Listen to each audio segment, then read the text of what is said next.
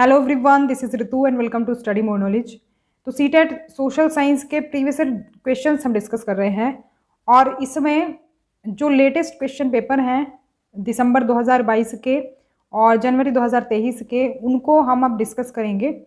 ये वाली सीरीज हमारी पहले भी आ चुकी है, जो कि जिसमें कि मैंने दिसंबर 2021 के सॉल्यूशन कराए थे, लेकिन आज से मैं स्टार्ट कर रही हूँ नई सीरीज जो कि है हमारी दिसंबर 2022 के क्वेश्चन पेपर्स की। तो इसमें हम डिस्कस करेंगे सोशल साइंस पैडागोजी के जो 20 मार्क्स के क्वेश्चंस आते हैं उनको, और फिर इसके बाद मैं आपको कंपाइल करके कंप्लीट जो सेक्शन है सोशल साइंस कंटेंट के 40 मार्क्स का और 20 मार्क्स की पैडागोजी वो एक ही वीडियो में प्रोवाइड करा दूंगी। डेट वाइज आपको मिल जाएंगे वीडियोस। तो लेकिन ये जो पैडागोजी की सीरीज़ है इसको हम अलग स्टार्ट करेंगे, मतलब अलग लेकर के चलेंगे और कंटेंट वाली अलग चलेगी। बाकी आपको कंपाइल करके भी मैं डेट वाइज प्रोवाइड करा दूंगी। ये सीरीज़ हमारी रहेगी विद एक्सप्लेनेशन, तो जिससे कि आपकी बेहतर अंडरस्टैंडिंग बन पाएगी। तो चलिए स्टार्ट करते हैं हमारी आज की class. You can also follow me on social media, Facebook page, Insta ID and Telegram channel, link आपको डिस्क्रिप्शन मिल जाएगा, तो वहाँ से आप डायरेक्ट ज्वाइन कर सकते हैं। तो पहला क्वेश्चन आज के हमारे इस क्वेश्चन पेपर की पैडागोजी का, समावेशी सामाजिक विज्ञान की कक्षा में एक शिक्षक, तो शिक्षक क्या करेगा समावेशी सामाजिक विज्ञान की जो कक्षा होगी उसमें। सही ऑप्शन यहाँ पर देखने से पहले हम इंग्लिश में भी इसको देख लेते हैं। यहाँ पर इंग्लिश में दिया गया है, in an inclusive social science classroom a teacher. सही ऑप्शन होगा first, will believe that every child has the potential to learn according to his her strengths and abilities. Inclusive classroom जो होता है बेसिकली हम उसमें क्या करते हैं, सभी बच्चों की क्षमताओं को ध्यान में रख करके टीचिंग करते हैं। तो ये टीचर जो है विश्वास करेगा कि सभी बच्चों के पास उसकी शक्ति और क्षमताओं के अनुसार सीखने की संभावना है। समावेशी क्लासरूम में बेसिकली हम सभी बच्चों की एबिलिटी को ध्यान में रखते हैं, उनकी जो क्षमताएं हैं उनको ध्यान में रखते हैं और सभी बच्चों को साथ लेकर के चलते हैं। साथ ही साथ हम अलग अलग तरह की चीज़ों से जो है टीचिंग करते हैं। तो फर्स्ट ऑप्शन यहाँ पर करेक्ट हो जाएगा। नेक्स्ट क्वेश्चन है, एक पाठ्यक्रम में कई विषयों से अन्वेषण पद्धतियों एवं संकल्पनात्मक योजनाओं को साथ लाने के उपागम को क्या कहते हैं। जो अप्रोच होती है, एक तरह से हम कहें जो इंक्वायरी मेथड है और कंसेप्चुअल स्कीम्स है, तो उसको अगर हम साथ में लाते हैं कौन सी अप्रोच वो होती है। सही ऑप्शन यहाँ पर क्या होगा, ये हो जाएगा फर्स्ट ऑप्शन, बहुविषयात्मक उपागम, मल्टी डिसिप्लिनरी अप्रोच। क्या होती है बेसिकली ये इंटरडिसिप्लिनरी अप्रोच। तो इसमें होता क्या है ना, जैसे मान लो हम एक सब्जेक्ट को पढ़ा रहे हैं तो सब्जेक्ट के बियॉन्ड जाकर भी हम पढ़ाते हैं इसमें, मतलब कि कई सारे सब्जेक्ट्स को साथ लेकर के हम पढ़ाते हैं। मान लो हम कोई एक सब्जेक्ट पढ़ा रहे हैं, हिस्ट्री पढ़ा रहे हैं, तो हिस्ट्री पढ़ाने के साथ साथ हम उसमें इंक्लूड करते हैं साइंस भी, हम उसमें इंक्लूड करते हैं ज्योग्राफी भी। कोई भी जैसे हम कोई भी टॉपिक लेते हैं, आर्कियोलॉजिस्ट को कोई चीज़ मिलती है तो उसमें क्या है वो सारी जो बाकी के जो सब्जेक्ट्स हैं ना वो भी इंक्लूड होंगे। उनको इंक्लूड करके जब हम पढ़ाएंगे कोई भी टॉपिक तो क्या होगा, उस टॉपिक की समझ जो है बेहतर बनेगी। जैसे कि यहाँ पर दिया है कि अंतर्विषय दृष्टिकोण संश्लेषण की वास्तविक प्रक्रिया का उपयोग करके विभिन्न विषयों से ज्ञान को एकीकृत करने में मदद करता है। मतलब कि मान लो अलग अलग सब्जेक्ट से हम क्या कर रहे हैं, नॉलेज ले रहे हैं और उन सबको क्या कर रहे हैं, हम जोड़ रहे हैं। तो वो क्या होता है, इंटरडिसिप्लिनरी अप्रोच होती है, जब हम सब्जेक्ट के किसी एक सब्जेक्ट के किसी एक विषय क्षेत्र से बियॉन्ड जा करके कुछ पढ़ा रहे हैं। तो गणित, सामान्य विज्ञान, भाषा आदि जैसे अन्य विषयों की अवधारणाओं या मुद्दों के साथ सामाजिक विज्ञान की अवधारणा या मुद्दों को एकीकृत करना। इसका मतलब क्या है, मान लो सामाजिक विज्ञान हम पढ़ा रहे हैं तो सामाजिक विज्ञान पढ़ाते पढ़ाते हम लैंग्वेज को भी इंक्लूड कर रहे हैं। लैंग्वेज तो वैसे सभी सब्जेक्ट्स में इंक्लूड होती ही है, किसी ना किसी लैंग्वेज में तो पढ़ाएंगे ही। विज्ञान को हम इंक्लूड कर रहे हैं, जैसे कि विज्ञान में रिसर्च वगैरह होती है, ये सब चीज़ें। मान लो हम हिस्ट्री पढ़ा रहे हैं, सामाजिक विज्ञान में ही हिस्ट्री आती है, तो अब क्या है हम उसमें विज्ञान की चीज़ों को भी डाल रहे हैं, यानी कि हम रिसर्च वगैरह भी उसमें कर रहे हैं। तो कई सारे सब्जेक्ट्स जो है इसमें एक तरह से इंक्लूड होते हैं। नेक्स्ट क्वेश्चन, सामाजिक एवं राजनीतिक जीवन की कक्षा में एक पाठ्य योजना विकसित किए जाते समय जिन कारकों को ध्यान में रखा जाना चाहिए वह चुनिए। अगर मान लो कि आप पॉलिटी पढ़ा रहे हैं, पाठ्य योजना बना रहे हैं उसकी, लेसन प्लान बना रहे हैं पॉलिटी के लिए, तो क्या ध्यान में आपको रखना होगा उसमें, तो वो ऑप्शन आपको सेलेक्ट करना है। 2 स्टेटमेंट दी गई है यहाँ पर। हिंदी के अलावा इंग्लिश में भी आप देख सकते हैं, यहाँ पर इंग्लिश यहाँ पर है। सही ऑप्शन देख लेते हैं, ये रहेगा ऑप्शन नंबर 4। दोनों स्टेटमेंट यहाँ पर रोंग हैं। रोंग क्यों है देख लेते हैं। क्योंकि हमें बोला गया जो पॉलिटी का लेसन प्लान आप बनाओगे तो कैसे बनाओगे। यहाँ पर दिया है कि पाठ्य योजना बनाते समय शिक्षक को ये सुनिश्चित करना चाहिए कि शैक्षिक प्रविधियाँ और युक्तियाँ प्रकृति में एक रूप हों। भाई जो मेथड आप यूज़ कर रहे हो पढ़ाने में, क्या आप एक ही मेथड का यूज़ कर सकते हो? नहीं, हमें अलग अलग जो है मेथड्स वगैरह यूज़ करने होंगे, तो इसलिए हम एक रूप नहीं रख सकते मेथड्स वगैरह को। देखो इसको अभी देख लेते हैं इंग्लिश में क्या लिखा गया है। ये एजुकेशनल मेथड्स एंड स्ट्रेटजीज़, तो एक ही मेथड या फिर एक ही स्ट्रेटजी तो हम अपनाएंगे नहीं, क्योंकि अलग अलग तरह के बच्चे होंगे क्लास में, तो अलग अलग जो स्ट्रेटजीज़ हैं वो हमें अपनानी होंगी। मान लो बच्चे को एक तरह से समझ में नहीं आया तो हमें और कोई मेथड अपनाना पड़ेगा या फिर कोई और स्ट्रेटजी अपनानी होगी वो टॉपिक को समझाने के लिए। तो लेसन प्लान जब हम बना रहे हैं पॉलिटी के लिए, एक ही मेथड या एक ही स्ट्रेटजी हम उसमें यूज़ नहीं कर सकते, इसलिए ये गलत है। दूसरा है कि अबोधगम्यता से बचने के लिए पाठ्य योजना में सैद्धांतिक ज्ञान को प्रयोग में नहीं लाना चाहिए। हिंदी में समझ में नहीं आएगा, इंग्लिश में देख लेते हैं। Theoretical knowledge should not be used in lesson planning to avoid misunderstanding. अब यहाँ पर कहना क्या है इनका कि मिसअंडरस्टैंडिंग ना हो, उसके लिए आपको थ्योरेटिकल नॉलेज जो है वो इंक्लूड नहीं करनी है लेसन प्लान में। तो थ्योरेटिकल नॉलेज अगर हम नहीं देंगे तो चीज़ों को कैसे समझाएंगे? थ्योरी भी तो होनी चाहिए ना, थ्योरी होनी ज़रूरी है। तो अब क्योंकि सारी चीज़ें प्रैक्टिकली हम नहीं समझा सकते, कुछ थ्योरीज भी हमको लेनी पड़ेंगी, तो इसीलिए सेकंड भी यहाँ पर गलत हो जाएगा, इसीलिए दोनों गलत हैं। पाठ के अंत में दिए गए प्रश्नों के संदर्भ में निम्न 2 कथनों पर विचार करें। जो लेसन के एंड में जो क्वेश्चन नहीं दिए होते हैं उनके बारे में कौन सी स्टेटमेंट सही होगी। 2 है यहाँ पर, इंग्लिश में भी देख लेते हैं। इंग्लिश में यहाँ पर आप देख सकते हैं, और सही ऑप्शन मैं बता देती हूँ क्या रहेगा। 3rd ऑप्शन करेक्ट हो जाएगा। दोनों ही स्टेटमेंट यहाँ पर सही हैं। अब क्या दिया है इन क्वेश्चंस के बारे में जो चैप्टर के एंड में दिए होते हैं कि पाठ्य वस्तु को किस हद तक आत्मसात कर लिया है, इसके आकलन हेतु ये उपयोग में लाए जा सकते हैं।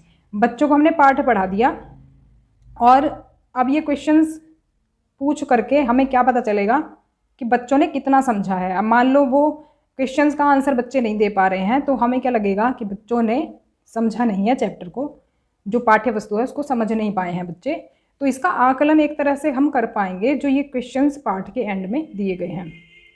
तो बात सही है, ये भी पाठ में उठाए गए मुख्य संप्रतियों को पूरा करते हैं तथा विद्यार्थियों के अपने शब्दों में समझाने हेतु प्रोत्साहित करते हैं। जो हम क्वेश्चन पूछेंगे बच्चों से, बच्चे अपने ही जो भाषा है उसमें आंसर करेंगे। तो ये जो है ये सेकंड भी सही हो जाता है। आगे बढ़ते हैं। कक्षा में मुझे दूसरों से दूर बैठना पड़ता था, वह भी ज़मीन पर। कभी कभी वे मुझे बिना किसी कारण के पीटते थे। ये स्टेटमेंट है, किसकी स्टेटमेंट है ये? कक्षा में ओम प्रकाश वाल्मीकि की आत्मकथा जूठन से लिए गए उद्धरण के उपयोग से अब विद्यार्थियों को प्रोत्साहित करेंगे। किस चीज़ के लिए प्रोत्साहित करेंगे? ये जो स्टेटमेंट है ओम प्रकाश वाल्मीकि है, इनकी आत्मकथा जूठन से लिया गया है। तो किस चीज़ को आप प्रोत्साहित करेंगे, मतलब विद्यार्थियों को आप कैसे प्रोत्साहित करेंगे इसके हेल्प से? तो यहाँ पर सही ऑप्शन देख लेते हैं। इंग्लिश में भी आप देख सकते हैं, यहाँ पर सही ऑप्शन होगा 4th, फॉर इंट्रोस्पेक्शन ऑन वाल्मीकि's एक्सपीरियंस। तो ये चीज़ दे करके ना हम उनकी स्टेटमेंट दे करके हम उनको बच्चों को एक तरह से क्या करेंगे, प्रोत्साहित कर रहे हैं हम कि वाल्मीकि जो अनुभव हैं उन पर आत्मविश्लेषण करें, खुद को उनकी जगह पर रख करके सोचें, आत्मविश्लेषण करें कि भाई उनको जो है कैसा फील हुआ होगा। तो 4th ऑप्शन यहाँ पर करेक्ट होगा। विद्यार्थियों को युद्ध की विभत्सा के बारे में कुछ समझ अर्जित करने के लिए एवं शांतिपूर्ण विकल्पों को सुझाने में समर्थ बनाने के लिए एक टीचर क्वेश्चन करता है। क्या मतलब क्वेश्चन जो है कि क्या तृतीय विश्व युद्ध टाला जा सकता है? इस क्वेश्चन पर क्या करता है टीचर? 2 सप्ताह के अध्यापन का आयोजन करता है कि भाई 2 वीक तक हम इसी टॉपिक को पढ़ेंगे। उनके अध्ययन के समय विद्यार्थी विविध विषयों से सूचना का प्रयोग करते हैं, अलग अलग विषय से जो है इंफॉर्मेशन कलेक्ट करते हैं। उपरोक्त उपागम किसका उदाहरण है? तो यहाँ पर कौन सा ऑप्शन सही रहेगा? एक बार हम इसको इंग्लिश में भी देख लेते हैं। सही ऑप्शन होगा यहाँ पर सेकंड, इंक्लूसिव अप्रोच। तो ये हो गया है inclusive approach, second option correct हो जाएगा। इंक्लूसिव अप्रोच बेसिकली, एक तो देखो हम ये भी कह सकते हैं कि इंक्लूसिव अप्रोच में हम सभी स्टूडेंट्स को हम इंक्लूड करते हैं, कोई भेदभाव नहीं करते हैं स्टूडेंट्स में। बाकी हम अगर अलग अलग सोर्सेज से जो है मटेरियल ले रहे हैं तो वो भी एक तरह से इंक्लूसिव अप्रोच में ही इंक्लूड होगा। तो यहाँ पर सेकंड हो जाएगा। नेक्स्ट क्वेश्चन है, यहाँ पर दो स्टेटमेंट दी गई हैं, सही ऑप्शन सेलेक्ट करना है। इंग्लिश में भी अभी देख लेंगे, तो यहाँ पर इंग्लिश में भी देख लें, सही ऑप्शन देख लेते हैं क्या रहेगा। सही ऑप्शन होगा second, both 1 and 2 are true and 1 is the basis of 2। मतलब कि जो पहला जो है स्टेटमेंट है वो दूसरे का आधार है। तो यहाँ पर दोनों स्टेटमेंट को अगर हम देखें, स्टेटमेंट दी गई है, लोग संकल्पनाओं और सामान्यीकरण का उपयोग करते हुए अपने अनुभवों के अर्थ निकालते हैं। भाई जैसे कि लोगों को किसी चीज़ के बारे में पता चलता है तो वो क्या करते हैं, फिर अपने एक्सपीरियंस से जो है चीज़ों का अर्थ निकालते हैं। ये बात सही है। समाज विज्ञान की कक्षा में संकल्पनाओं के विकास एवं सामाजिक राजनीतिक वास्तविकताओं के विश्लेषण की क्षमता पर बल होना चाहिए, बजाय मात्र सूचना को स्मरण रखने के। ऐसा कहा गया है कि जैसे कि जो सोशल साइंस की जो क्लासरूम होता है उसमें अगर हम देखो चीज़ों को समझा रहे हैं, चीज़ों को बता रहे हैं, तो उसमें हमें जो रियलिटी है उसको इम्पोर्टेंस देनी चाहिए और एक तरह से उसका जो विश्लेषण है उसकी विश्लेषण करने की क्षमता पर बल देना चाहिए, ना कि चीज़ों को रट्टा मारने के या फिर चीज़ों को याद करने के। मतलब कि कंसेप्ट क्लियर करने पर हमारा जोर होना चाहिए, कंसेप्ट समझने पर या फिर कंसेप्ट के डेवलपमेंट पर हमारा जोर होना चाहिए, ना कि मेमोराइजेशन पर। तो यहाँ पर दोनों जो है वो सही हो जाएंगे। नेक्स्ट क्वेश्चन है, समाज विज्ञान की एक शिक्षिका मौसम विषय पर अपने विद्यार्थियों को प्रमाण आधारित जांच में संलग्न करना चाहती है, निम्न में से कौन सा कार्य उनकी पाठ्य योजना में शामिल होगा। वो एक तरह से कहती है कि जो मतलब मौसम टॉपिक उसने दे दिया, वेदर टॉपिक दे दिया, और कहती है कुछ ऐसा, मतलब ऐसा वो करो कि जैसे इंग्लिश में देख लेते हैं यहाँ पर, एविडेंस बेस्ड इंक्वायरी करो आप वेदर पर। मतलब जो इंक्वायरी करोगे उसके एविडेंसेस भी होने चाहिए, एविडेंस भी होने चाहिए जो आप कह रहे हो उस बात सही है कि नहीं है। तो यहाँ पर टीचर जो है क्या कर सकती है, क्या चीज़ जो है लेसन प्लान में इंक्लूड रहेगा। सही ऑप्शन देख लेते हैं क्या रहेगा यहाँ पर। फर्स्ट ऑप्शन करेक्ट हो जाएगा, ए ओनली। पहली स्टेटमेंट सिर्फ सही है कि suggesting students to write a weather report for 10 days from the local newspaper. अब देखो क्योंकि वेदर जो है, वेदर की रिपोर्ट हम एक दिन में तो नहीं दे सकते, क्योंकि एक दिन जो वेदर है वो बदल भी सकता है। लेकिन अगर 10 दिन के लिए हम वेदर रिपोर्ट कलेक्ट करने के लिए बच्चों से कहते हैं जो न्यूज़पेपर में आती है, तो ये जो है ना, ये सबसे बढ़िया एविडेंस बेस्ड इंक्वायरी रहेगी। एक तरह से बच्चे जो है एविडेंस प्रोवाइड करा पाएंगे जो वेदर रिपोर्ट वो दे रहे हैं उसका। फर्स्ट ऑप्शन करेक्ट होगा। यहाँ पर दो स्टेटमेंट दी गई हैं, सही ऑप्शन सेलेक्ट करना है। सही ऑप्शन हो जाएगा फर्स्ट, दोनों गलत हैं यहाँ पर।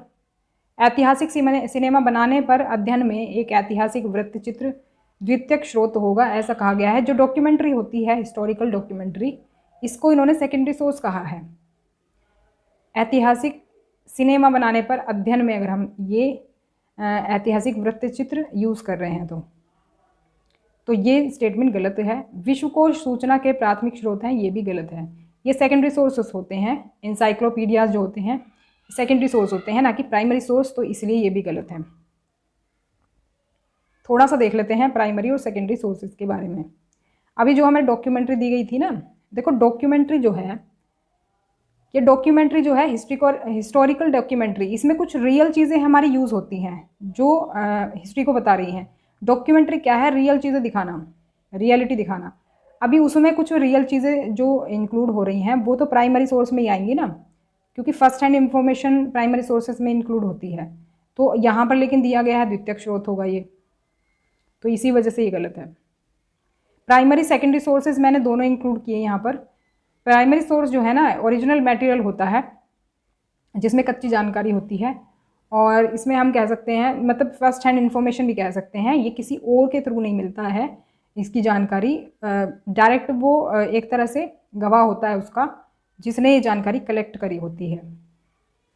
तो जैसे कि आपके सामने कोई भी मतलब वेदर है, जैसा वेदर है उसकी रिपोर्ट अगर आप दे रहे हैं तो वो क्या है, प्राइमरी सोर्स हो गया, क्योंकि आपने आंखों देखा वर्णन किया। तो प्राइमरी सोर्स जो है मूल सामग्री है, उनमें कच्ची जानकारी होती है, पत्र, डायरी, आत्मकथाएं, मौखिक इतिहास, तस्वीरें, कलाकृतियाँ, साक्षात्कार जो इंटरव्यूज़ होते हैं, ध्वनि या वीडियो रिकॉर्डिंग, एक समय या घटना के रूप में निर्मित प्राथमिक स्रोतों के उदाहरण होते हैं। ध्यान रखेंगे ये सभी प्राइमरी सोर्सेज में इंक्लूड हैं।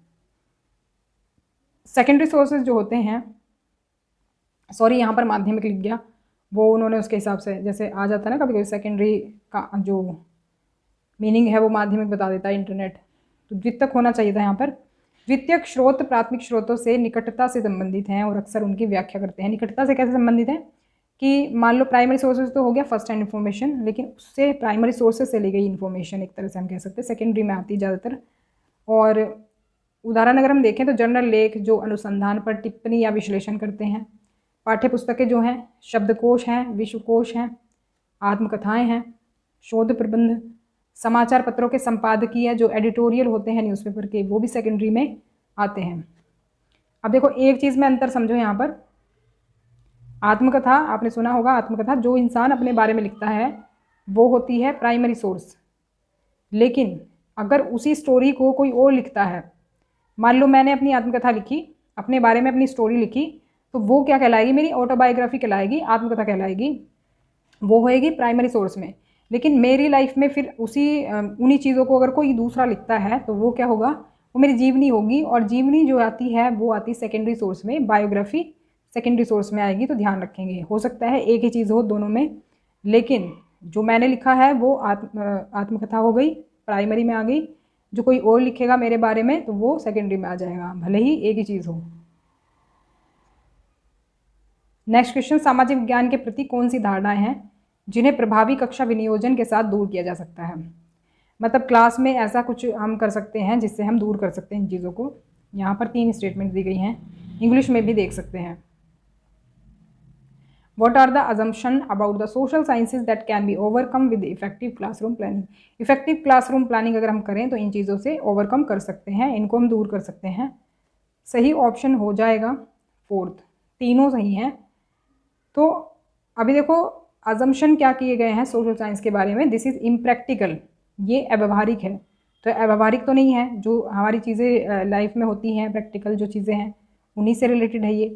और this is just about memorising mechanically, कहा गया है इसमें कि ये बस यंत्रवत कंठस्थ करने के बारे में है, तो ऐसा तो है नहीं, तो सिर्फ याद करने के बारे में थोड़ी ना है सामाजिक विज्ञान। तो ये धारणाएं दी गई हैं, जो हम कहते हैं धारणाएं बनी होती हैं, वैसे ही है धारणाएं ये। तो पहली और दूसरी जो है ये हो गई इसमें इंक्लूड, जिनको हम इफ़ेक्टिव क्लासरूम प्लानिंग के साथ दूर कर सकते हैं।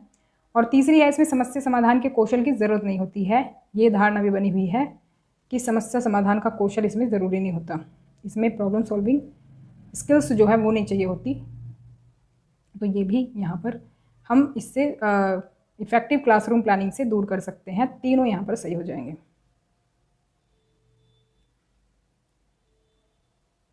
तो ये थी हमारी आज की क्लास। वीडियो पसंद है तो लाइक करें, शेयर करें ज़्यादा से ज़्यादा लोगों को, और सब्सक्राइब कर लें चैनल को रेगुलर अपडेट्स के लिए, नोटिफिकेशन के लिए।